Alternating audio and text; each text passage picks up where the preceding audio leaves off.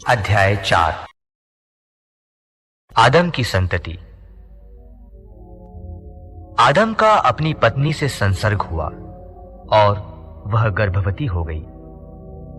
उसने काइन को जन्म दिया और कहा, मैंने प्रभु की कृपा से एक मनुष्य को जन्म दिया।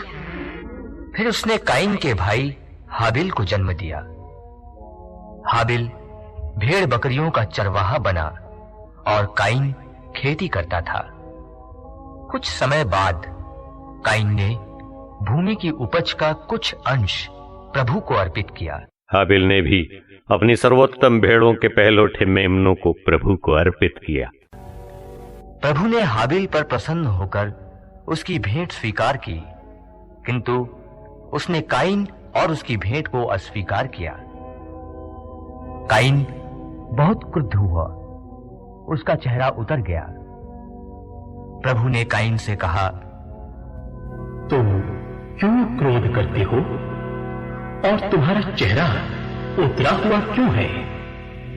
जब तुम भला करोगे तो प्रसन्न होगे, यदि तुम भला नहीं करोगे तो पाप हिंस्र पशु की तरह तुम पर झपटने के लिए तुम्हारे द्वार पर घात लगाकर बैठेगा।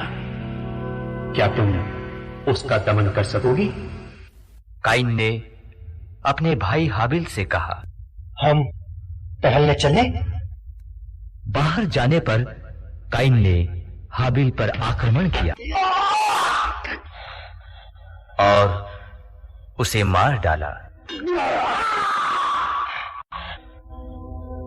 प्रभु ने काइन से कहा, तुम्हारा भाई हाबिल कहाँ है? उसने उत्तर दिया, मैं नहीं जानता। क्या मैं अपने भाई का रखवाला हूं? प्रभु ने कहा, तुमने ये क्या किया? तुम्हारे भाई का रक्त भूमि पर से मुझे पुकार रहा है। भूमि ने मुंह फैलाकर तुम्हारे भाई का रक्त ग्रहण किया जिसे तुमने बहाया है। इसलिए तुम शापित होकर उस भूमि से निर्वासित किए जाओगे। यदि तुम उस भूमि पर खेती करोगे तो वो कुछ भी पैदा नहीं करेगी। तुम आवारे की तरह पृथ्वी पर मारे रहोगे। तब काइन ने प्रभु से कहा, मैं ये दर्द नहीं सह सकता। तू मुझे उपजाऊ भूमि से निर्वासित कर रहा है।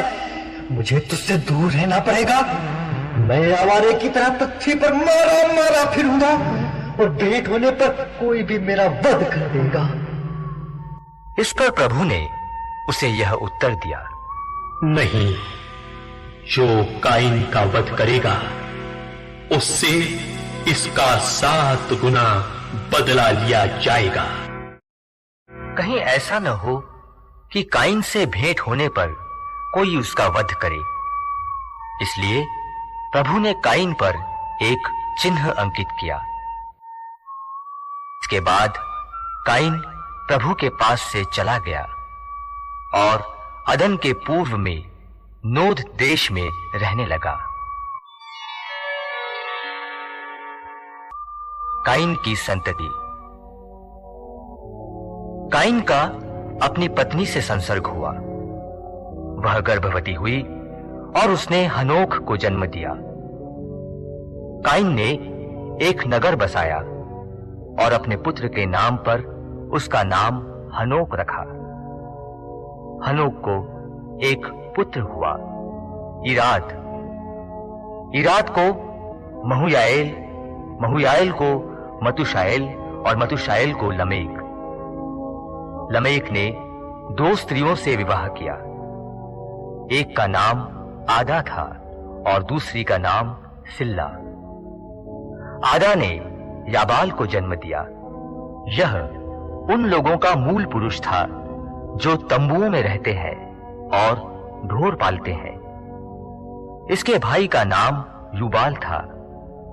वह उन सब लोगों का मूल पुरुष था जो सितार और बांसुरी बजाते हैं।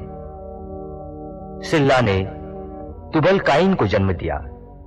यह कांसे और लोहे की वस्तुएं बनाने वाले सब लोगों का मूल पुरुष था। तुबल काइन की बहन नामा थी। लमेक ने अपनी पत्नियों से यह कहा, आदा और सिल्ला, मैं जो कहता हूं उसे सुनो। लमेक की पत्नियों, मेरी बात पर ध्यान दो। मैंने उस पुरुष का वध किया है जिसने मुझे घायल किया था, उस नवयुवक का जिसने मुझे मारा था। यदि काइन का बदला 7 गुना चुकाया जाएगा तो लमेक का 77 गुना। आदम का अपनी पत्नी से फिर संसर्ग हुआ। उसने पुत्र प्रसव किया और उसका नाम सेत रखा। उसने कहा, काइन ने हाबिल का वध किया, इसीलिए प्रभु ने उसके बदले मुझे एक अन्य पुत्र प्रदान किया। सेत को भी पुत्र हुआ। उसने उसका नाम एनोश रखा। उस समय से लोग प्रभु का नाम लेने लगे।